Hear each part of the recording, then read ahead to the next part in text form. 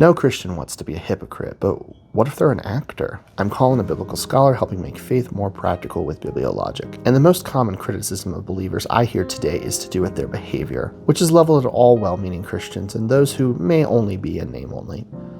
On balance, some of that criticism is fair, as Christians who don't live up to that name have made the church a blight at times throughout history, even turning the church into the enemy figure in its culture story. Why is the church killing people who don't repent and believe in the 1500s, petitioning to burn those at the stake that are politically or even just theologically opposed a century before? Why are their churches supporting slavery in early America, even editing Bible passages with topics that might encourage misbehavior? Not to mention widespread misbehavior in the Middle East throughout the centuries. In light of history like this, it's not surprising the culture is at odds with Christianity at times. Using the name Christian points to one who is trying to exemplify Christ.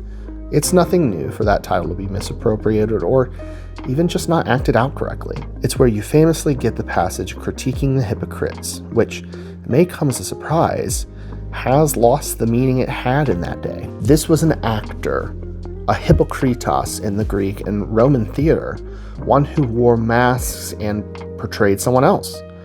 Jesus speaks to this in Matthew 6. Be careful not to practice your righteousness in front of others to be seen by them. This is a performance. This is making a spectacle for your own admonition and pleasure, which Jesus said that's all you're going to get for it. Notably in verse 12, which lands in the Lord's Prayer itself, says, as we also have forgiven our debtors. This isn't in the Jewish liturgical prayer Jesus is praying here, but it's an addition on behalf of Jesus, which he's possibly alluding to an unrepentant, hypocritical leadership who is misleading the people with their heavy, burdensome practices, a literal debt on the followers of God. So when we've been talking about hypocrites all this time, we've actually been talking about this kind of backwards, as it's not an individual doing something contrary to what they've said.